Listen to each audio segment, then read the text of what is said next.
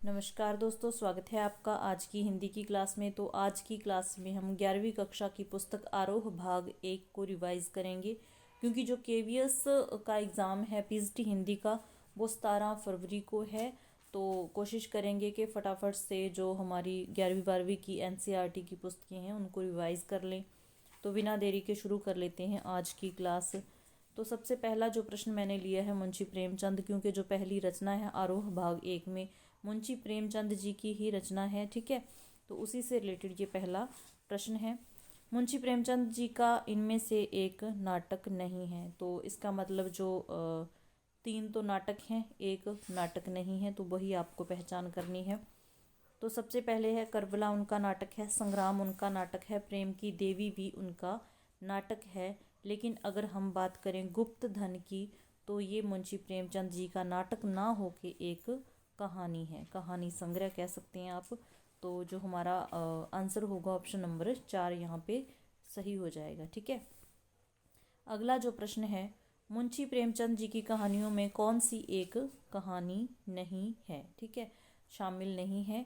तो यहाँ से आपको बताना है कि इसमें जो दी गई हैं वो मुंशी प्रेमचंद जी की कहानियाँ हैं, लेकिन एक कहानी मुंशी प्रेमचंद जी की नहीं है, उसकी आपको पहचान करनी है। तो सबसे पहले है पंच परमेश्वर, जो कि मुंशी प्रेमचंद जी की कहानी है, बिल्कुल सही है। दूसरी बड़े घर की बेटी, ये भी उन्हीं की कहानी है। पूस की रात भी उनकी कहानी है, लेकिन डार से बिछुड़ी ये उनकी कहानी नहीं है, ये कृष्णा सोबती जी की रचना है। तो आपने ध्यान रखना है कि डार से बिछुड़ी अगर आपको पूछ ली जाए रचना, तो ये है कृष्णा सोबती जी की, ठीक है। ऑप्शन नंबर 4 यहाँ पे हमारा सही आंसर हो जाएगा। अगर हम केवीएस के जो पेपर हो चुके हैं उनकी बात करें, तो जो पीजीटी का हुआ था पेपर, तो उसमें जो प्रश्न थे हूबहू इन रचनाओं से इसी प्रकार से पूछे गए थे। तो आपने जो तैयारी करनी है बस अपने हिसाब से करनी है कि रचना आपकी नज़रों से छूटनी नहीं चाहिए। जो जीवन परिचय में रचनाएं दी हुई हैं उनको आपको अच्छे तरीके से करना है, वहीं से प्रश्न बनेंगे, ठीक है। इसके अलावा ग्रामर को आप अच्छे तरीके से पढ़ते रहिए। तो जो हमारा तीसरा प्रश्न है, कृष्णा सोबती, यहाँ पर सोबती आना था, का जन्म कहाँ हुआ। तो जन्म से रिलेटेड भी प्रश्न पूछे जा सकते हैं। तो कृष्णा सोबती जी का जन्म कहाँ हुआ था, तो ये हुआ था पश्चिमी पंजाब में, ठीक है। कहाँ हुआ, पश्चिमी पंजाब में, ध्यान रखना है, जो कि अब पाकिस्तान में है। तो उनका जो जन्म हुआ था पश्चिमी पंजाब में हुआ था। कब हुआ था, 18 फरवरी 1925 में हुआ था, 1925 में। ये भी आपने ध्यान रखना है, पश्चिमी पंजाब में, ठीक है। अगला जो हमारा प्रश्न है, कौन सी रचना कृष्णा सोबती की नहीं है। तो यहाँ पर रचनाएं दी हुई हैं। इन प्रश्नों से आपको ये भी अंदाज़ा लग जाएगा कि किस लेखक की कौन सी रचनाएं हैं, ठीक है। तो आपको पहचान करने में आसानी होगी। तो सबसे पहले है समय सरगम, जो कि कृष्णा सोबती की ही रचना है। हम हशमत, ये भी उन्हीं की रचना है। मित्रों मरजानी भी उनकी रचना है, लेकिन जलसा घर उनकी रचना नहीं है, जो कि सत्यजीत राय की रचना है, ठीक है। तो ये रचना किसकी है, सत्यजीत राय की, ध्यान रखना है। यहाँ पर ऑप्शन नंबर 4 हमारा सही आंसर हो जाएगा। अगला जो हमारा प्रश्न है, मित्रों, शाहनी, हशमत, ये पात्रों के नाम हैं। तो ये पात्र किन की कहानियों से संबंधित हैं, ठीक है। तो ये जो पात्र हैं ये सारे के सारे कृष्णा सोबती की कहानियों से रिलेटेड हैं, आपको ध्यान रखना है। ये कृष्णा सोबती की कहानियों से जुड़े हुए पात्र हैं। ऑप्शन नंबर 2 हमारा सही आंसर हो जाएगा, ठीक है। अगला जो हमारा प्रश्न है, पथेर पंचाली फिल्म में अप्पू बनने वाले लड़के का वास्तविक नाम क्या था। तो वास्तविक नाम आपको ध्यान रखना है, क्या था। सुधीर शर्मा नहीं था, अनिल नहीं था, ठीक है। आगे सुग्रीव बनर्जी नहीं था, ध्यान रखना है सुबीर बनर्जी, क्योंकि थोड़े से भी अंतर पे आपको नाम मिल सकता है इस प्रकार से, ठीक है। तो ध्यान रखना है सुबीर बनर्जी उस लड़के का नाम था जिसने अप्पू का रोल किया था। तो ऑप्शन नंबर 3 हमारा सही आंसर हो जाएगा।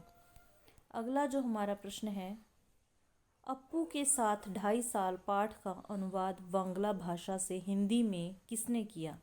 तो किसने किया ये अनुवाद आपने ध्यान रखना है, किसने किया? विलास गीते ने किया। नाम याद रखना है, ये भी आपके क्वेश्चनों में शामिल है। जो कुछ वहाँ पर लिखा हुआ है हमारी एनसीईआरटी की बुक्स में, तो उसको आपको ध्यान में रखना ही होगा, ठीक है। तो ऑप्शन नंबर 1 हमारा यहाँ पर सही आंसर हो जाएगा। अगला जो हमारा प्रश्न है, कोसी का घटवार, साथ के लोग, दाज्यू, हलवाहा, ये दोनों दाज्यू अलग है, ठीक है। नौरंगी बीमार है, किसके कहानी संग्रह हैं? तो आपको ये बताने हैं किसके कहानी संग्रह हैं ये सारे के सारे। तो ये हैं शेखर जोशी के। किसके हैं? शेखर जोशी के। कौन कौन से? कोसी का घटवार, साथ के लोग, दाज्यू, हलवाहा और नौरंगी बीमार है। तो ये नाम आपने अच्छे से याद रखने हैं। हमारा जो आंसर हो जाएगा ऑप्शन नंबर 4 हो जाएगा, ठीक है। नेक्स्ट हमारा जो प्रश्न है, शेखर जोशी की कहानियों में स्थान पाया है। तो जो शेखर जोशी की कहानियाँ हैं उनमें जो मतलब कि अपने कौन से वर्ग को शामिल किया है ये आपने बताना है, तो ध्यान रखना है, ठीक है। शोषित व कमजोर वर्ग नहीं, धन धान्य से परिपूर्ण लोगों ने नहीं, समाज के सुविधाहीन तथा मेहनत कश तबके ने उनकी कहानियों में स्थान पाया है। तो हूबहू आपको ये लाइन याद रखनी है। तो शेखर जोशी की कहानियों के ये जो पात्र हैं वो समाज के सुविधाहीन तथा मेहनत कश तबके के लोग हैं, ठीक है। ऑप्शन नंबर 3 हमारा सही आंसर हो जाएगा।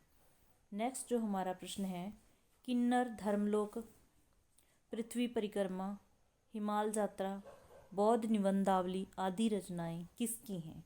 तो ये मैंने प्रश्न इस प्रकार से क्यों लिए हैं, क्योंकि आपको ये रचनाओं के नाम याद हो जाएं, किसकी रचनाएं हैं, क्योंकि हो सकता है इनमें से कोई नाम मिल जाए तो आप बिल्कुल भी कंफ्यूज ना हो, ठीक है। तो ये रचनाएं किन की हैं? ये सारी की सारी रचनाएं कृष्णनाथ की हैं। कृष्णनाथ की ये रचनाएं हैं, किन्नर धर्मलोक, पृथ्वी परिक्रमा, हिमाल यात्रा, बौद्ध निबंधावली। ऑप्शन नंबर 2 हमारा सही आंसर हो जाएगा। अगला जो प्रश्न है हमारा, मैनकाइंड अंग्रेजी पत्रिका के संपादन से जुड़े हुए कौन हैं? तो मैनकाइंड जो अंग्रेजी की पत्रिका है ये भी आपने याद रखनी है कि मैनकाइंड अंग्रेजी की पत्रिका है, और इसका जो संपादन करने वाले थे वो कौन थे? ये थे कृष्णनाथ। नाम याद रखना है, कृष्णनाथ से जुड़ी हुई ये पत्रिका है, ठीक है। ऑप्शन नंबर 1 हमारा सही आंसर हो जाएगा। अगला जो हमारा प्रश्न है, अंग्रेजों को लाहौल स्पीति 1846 में किससे प्राप्त हुआ? तो यहाँ पर स्पीति में बारिश रचना से ये प्रश्न है। तो किससे प्राप्त हुआ था? राजा गुलाब सिंह से। किससे प्राप्त हुआ था? राजा गुलाब सिंह थे जिनसे अंग्रेजों को वो हमारा लाहौल स्पीति प्राप्त हुआ, ठीक है। तो ऑप्शन नंबर 1 हमारा सही आंसर हो जाएगा। नेक्स्ट प्रश्न है, स्पीति रेगुलेशन कब पास हुआ? मोस्ट इम्पोर्टेंट क्वेश्चन है ये, ध्यान रखना है आपने। तो 1873 में ये पास हुआ था। कब हुआ था? 1873 में, याद रखना है। नेक्स्ट जो हमारा प्रश्न है स्पीति से रिलेटेड ही है, ये भी आपने ध्यान रखना है। स्पीति के बारे में कौन सा कथन सही है? स्पीति का अक्षांशीय विस्तार 31.42 से 32.59, ठीक है जी, ठीक है, उत्तर में है। और देशांतरीय विस्तार की बात करें तो 77.26 से लेके 78.42 पूर्व, ये भी ठीक है। कनिंघम के अनुसार स्पीति की समुद्र की सतह से ऊंचाई 12,986 फीट है, ठीक है। तो ये भी बिल्कुल ठीक है। तो जो हमारा आंसर हो जाएगा उपरोक्त सभी यहाँ पर हमारा राइट आंसर हो जाएगा, ध्यान रखना है, ठीक है।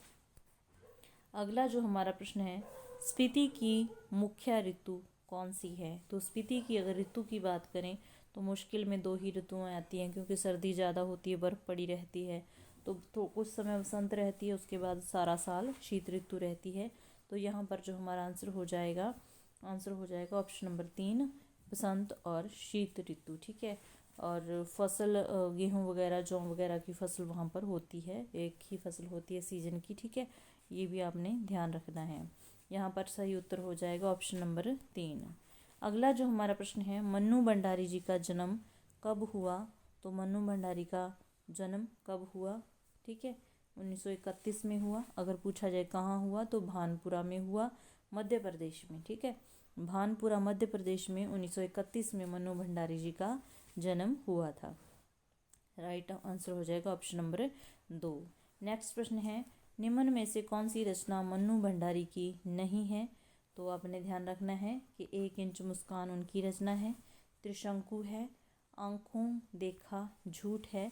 अगर हम जरगाम की रानी की बात करें तो ये उनकी रचना नहीं है, ये कृष्णचंद्र की रचना है। कृष्णनाथ और कृष्णचंद्र में आपको फ़र्क करते हुए चलना है, ये रचना है कृष्णचंद्र की। तो यहाँ पर जो राइट आंसर हो जाएगा ऑप्शन नंबर 4 हो जाएगा, ठीक है। नेक्स्ट जो हमारा प्रश्न है, निम्न में से कौन सी पटकथा मन्नू जी की है पूछा है, तो यहाँ पर रजनी, निर्मला, स्वामी, दर्पण, ये चारों की चारों ही मन्नू भंडारी जी की पटकथाएं हैं, ध्यान रखना है। उपरोक्त सभी यहाँ पर हमारा आंसर हो जाएगा। 4 ही पटकथाओं का जिक्र इस बुक में हुआ है, तो ये चारों आपको याद रखनी है, ठीक है। अगला जो हमारा प्रश्न है, मन्नू भंडारी की पटकथा रजनी में कौन सी समस्या को उजागर किया गया है, मोस्ट इम्पोर्टेंट क्वेश्चन है, आपको ध्यान रखना है। तो सबसे पहला ऑप्शन है भ्रष्टाचार की समस्या, नहीं। घरेलू हिंसा की समस्या, ये भी नहीं। व्यवसाय बनती शिक्षा की समस्या, यहाँ पर राइट आंसर हमारा हो जाएगा व्यवसाय बनती शिक्षा की समस्या, ठीक है। ट्यूशन की प्रॉब्लम थी, जो पूरी कहानी थी, पटकथा थी, ठीक है, तो उसमें जो रजनी पात्र थी उसी ने सब कुछ किया, तो ये आपको ध्यान रखना है, ठीक है। तो यहाँ पर हमारा जो सही आंसर हो जाएगा ऑप्शन नंबर 3 हो जाएगा। अगला जो हमारा प्रश्न है, महालक्ष्मी का पुल कहानी किसकी है, तो ध्यान रखना है, महालक्ष्मी का पुल जो कहानी है ये भी कृष्णचंद्र की है। किसकी कहानी है ये, कृष्णचंद्र की। महालक्ष्मी कृष्णचंद्र दोनों भगवान के नाम लगते हैं ना, तो ध्यान रखना है, ठीक है। अगला जो हमारा प्रश्न हो जाएगा, निम्न में से कौन सी रचना कृष्णचंद्र की नहीं है, तो यहाँ पूछा है कौन सी रचना उनकी नहीं है, ठीक है। महालक्ष्मी का पुल एक कहानी है, एक गिरजा एक खंदक ये है, ठीक है। सड़क वापस जाती, यहाँ पर बड़ी की मात्रा आएगी, ये भी उनकी रचना है। एक वायलिन समंदर के किनारे, ये भी उनकी रचना है। 3 निगाहों की एक तस्वीर उनकी रचना नहीं है, ये मन्नू भंडारी की रचना है। तो यहाँ पर जो हमारा ऑप्शन नंबर 4 सही आंसर हो जाएगा, ठीक है। अगला जो हमारा प्रश्न है, कौन सा उपन्यास कृष्णचंद्र का नहीं है, तो कृष्णचंद्र का उपन्यास पूछा है, कौन सा नहीं है ये आपको बताना है। सभी को पता होगा, शिकस्त है, आसमान रोशन है, ये भी है, अन्नदाता भी है, महाभोज मन्नू भंडारी का उपन्यास है, ध्यान रखना है। यहाँ पर ऑप्शन नंबर 4 हमारा सही आंसर हो जाएगा। अगर आपको क्वेश्चन थोड़े से भी अच्छे लगे तो वीडियो को लाइक ज़रूर कर दियो और अपनी फीडबैक देख सकते हो। इसके अलावा चैनल को सब्सक्राइब कर लीजिए।